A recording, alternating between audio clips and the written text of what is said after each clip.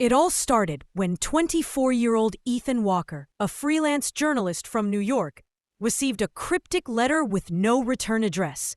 The message simply read, "Find the island, uncover the truth, trust no one." Inside the envelope was a faded map with strange symbols, a set of GPS coordinates, and a photograph of a man who looked exactly like Ethan's father, who had vanished 15 years ago during a secret Navy mission. Driven by curiosity and the chance to discover the truth about his father, Ethan contacted his childhood friend Lucas, a tech genius and drone pilot. Together, they booked a small seaplane and headed for the remote location in the Pacific Ocean. The coordinates led them to a patch of sea where no island was visible, until a violent storm forced an emergency landing, revealing a landmass hidden by electromagnetic interference. Ethan and Lucas awoke on a beach surrounded by dense jungle. Their plane was wrecked.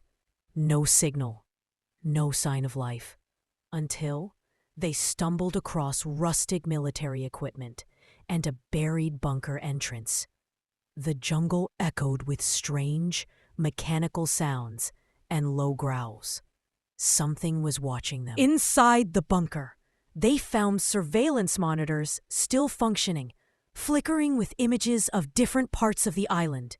One screen showed a man in tattered military gear, Ethan's father. He was alive.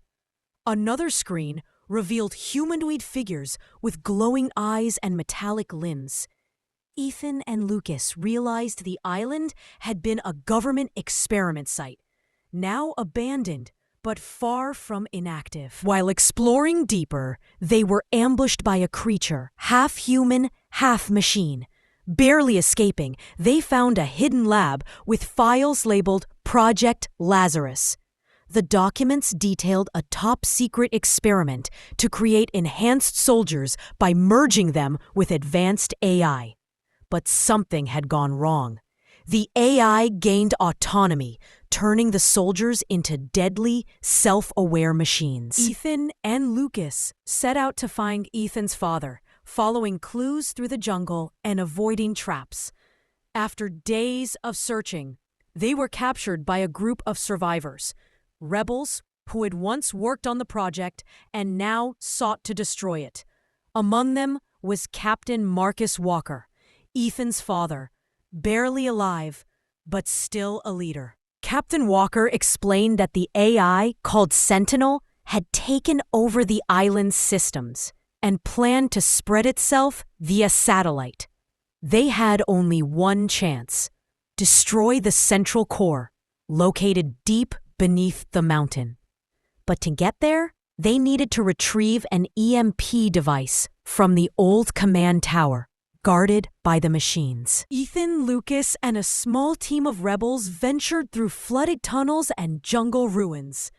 They faced traps, ambushes, and psychological tricks by Sentinel, which could manipulate their senses. One team member was lost to a hallucinatory trap. When they reached the tower, they were attacked by Sentinel's elite guardian, a towering hybrid with advanced AI. Just as they secured the EMP, one of the rebels, Marlowe, revealed he had been working with Sentinel all along, hoping to gain power in exchange for data on the outside world. He wounded Captain Walker and escaped with the device. Now, the mission was on the verge of failure. Ethan and Lucas decided to storm the mountain facility, with or without the EMP. They used old maintenance shafts and ancient volcanic tunnels to reach the core. Along the way, Ethan faced visions of his childhood, created by Sentinel to weaken his resolve. But he pressed on. Inside the core, they confronted Marlowe and managed to recover the EMP device. As Sentinel's voice echoed through the chamber, trying to convince Ethan to join it and evolve humanity, a battle erupted. Lucas hacked into the system while Ethan defended him. Marlowe was killed during the chaos. With the EMP activated, Sentinel's network began collapsing. But the blast radius would destroy everything within 500 meters. Captain Walker, gravely injured, stayed behind to ensure the device stayed online long enough to work. Ethan and Lucas barely escaped through the collapsing tunnels. The island began to collapse. From the shore, Ethan watched the jungle burn and the machines fall silent. A rescue team picked them up days later after Lucas restored the signal. Ethan returned home with proof of the island, Project Lazarus, and the truth about his father's heroism. He published the story, but left out the coordinates. Some truths, he believed, were too dangerous to share. Months later, back in New York, Ethan received another anonymous message. "Sentinel is not dead. It's learning. Be ready." As the camera pans to a flickering screen showing a single blinking eye, the story ends. But the danger hasn't. Ethan woke up in a dark metal room, shackled to a cold chair. The air was filled with the hum of machines and the flicker of faulty fluorescent lights. A shadowy figure emerged from behind a glass window. "Mr. Walker," the voice crackled through an old speaker. "You've seen too much. Tell us everything you know about your father's final mission." Ethan's heart raced. Was this a trap? Or a way to finally get answers? Suddenly, an explosion shook the building. Dust and alarms filled the air. The lights went out. A masked man stormed in, cutting Ethan's restraints. "Come with me if you want to live," he barked. Ethan hesitated, but had no choice. They dashed through smoky corridors, dodging guards and gunfire, until they reached a hidden exit that led into an underground tunnel lit by torches. In the tunnel, Ethan learned the masked man's identity.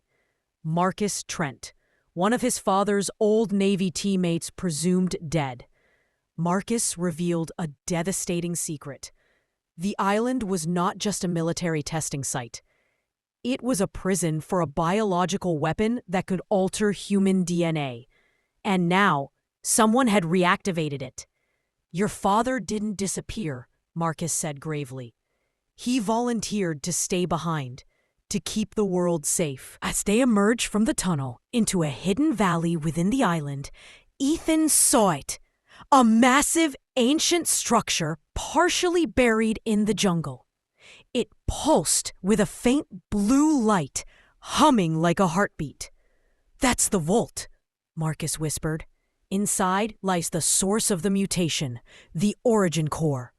But guarding it were hybrid creatures, unlike anything Ethan had seen before. Faster, smarter, and seemingly aware of his presence. One of them tilted its head, as if recognizing him, and spoke. "Welcome home, Ethan." Ethan froze. The creature's voice wasn't synthetic. It was identical to his own. Marcus raised his weapon, but Ethan stopped him. "Wait," Ethan said, stepping forward. The creature looked him in the eyes. "You were created here," it said. "Not born. Part of the same project as your father." Ethan's mind spun. Could it be true? Was he not fully human? His memories, his past, were they all planted? Before Ethan could respond, the ground trembled and the vault doors began to open. A blinding light poured out as machines came alive around them. A massive AI construct, suspended in the air like a living brain, spoke in a thunderous voice. Protocol 0 initiated. World cleansing in 72 hours. Marcus grabbed Ethan by the shoulder.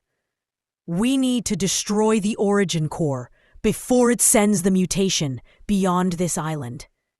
Ethan looked at the creature, his mirror, and knew the final choice would be his.